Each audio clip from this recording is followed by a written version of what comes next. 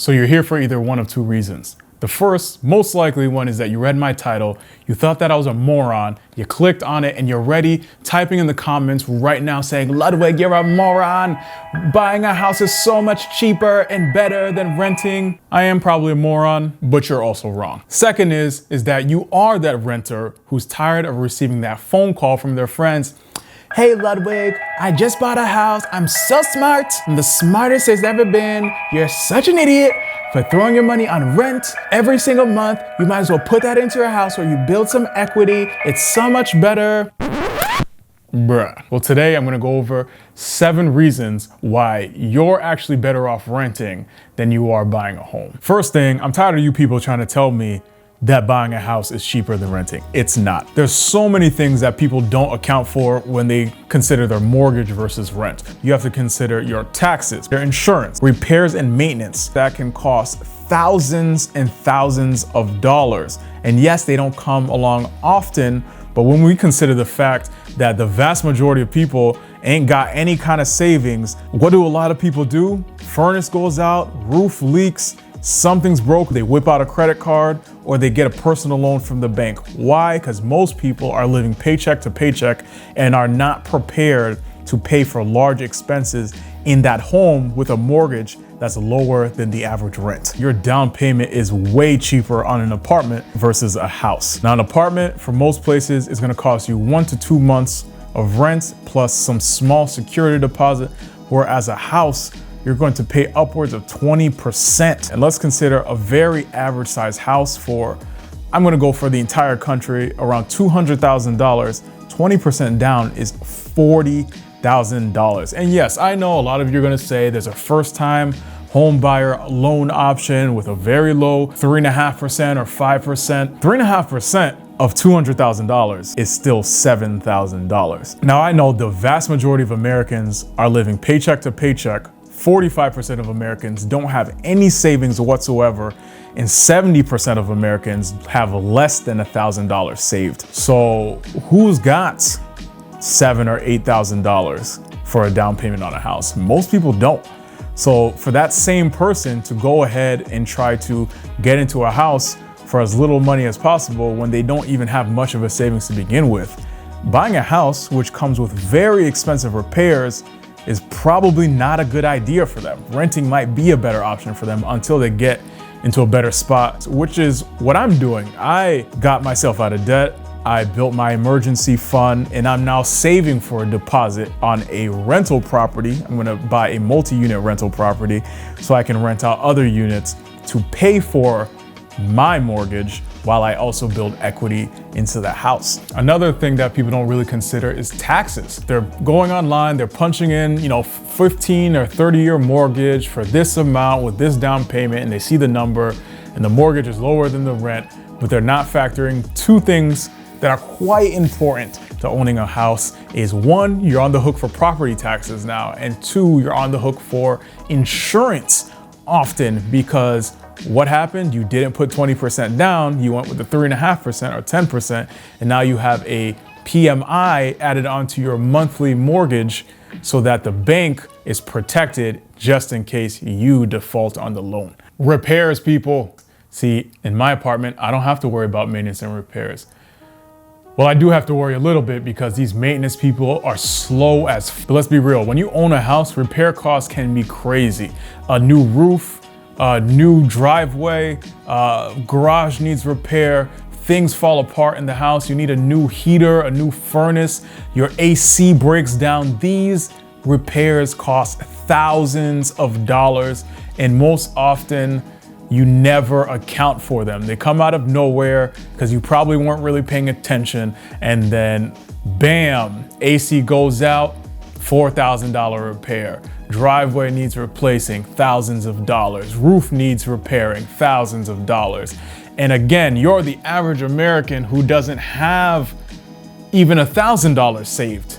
So what happens? You pull out a credit card, you get a loan from the bank, and now you're in debt paying interest, when if you were renting, then you wouldn't have had to worry about at all. When you're renting, you need a much smaller emergency fund than if you had a house. So me as a renter, I know my cost of living per month is about $2,500 a month.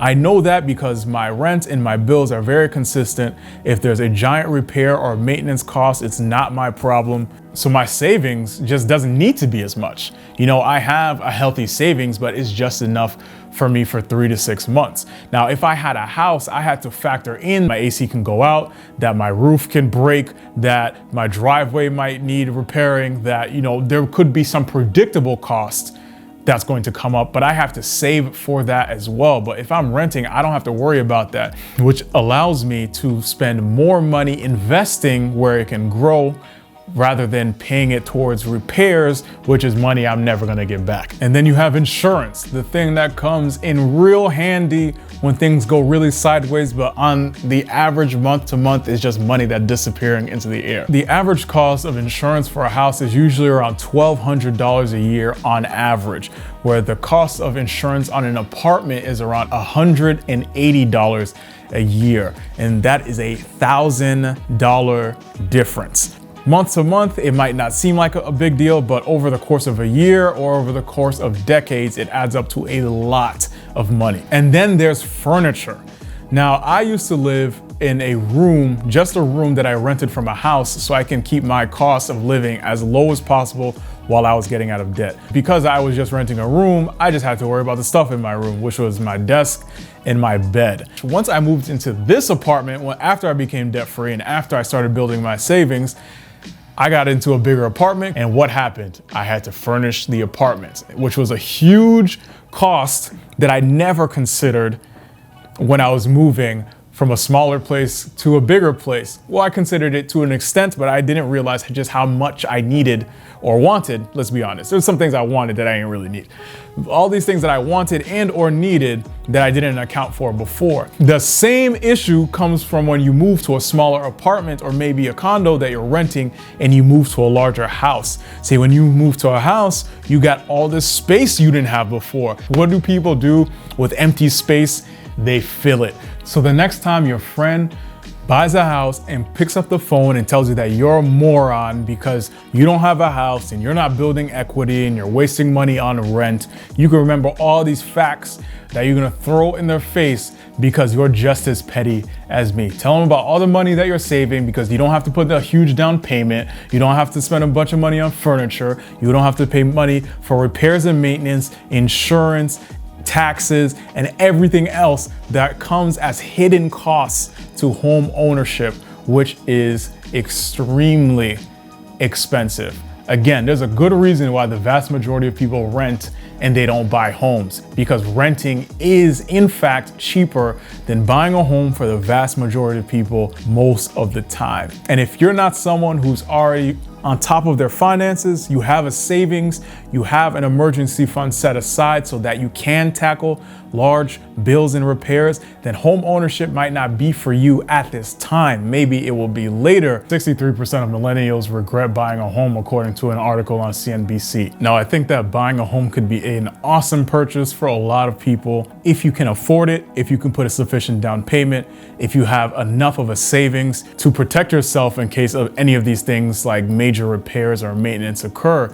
But for the vast majority of people who might not be in great financial standing, then buying a home is more than likely not a great idea at all. So there's no shame and there's no blame in being another renter just like me, because we're trying to get our finances in order before we're in a position to purchase a home. I know most people are renters like I am, and I do plan on buying a property within the next year, but we have to get into a position where we're financially able to purchase a home, because buying a home is more expensive than it is renting. And don't let anybody tell you different because they got a mortgage that's lower than your rent and they have more rooms and they have more space and X, Y, and Z, but there's a cost to all of that, and there's lots of hidden costs that they're not telling you about or that they don't even realize themselves. So I just wanted to make this video real quick so people can feel a little bit better about not being in a house yet, even if they're in their late 20s or in their 30s or 40s or even older. Renting is a viable option for a lot of people, and there's no reason for any of us to feel bad about not owning a home yet. Peace.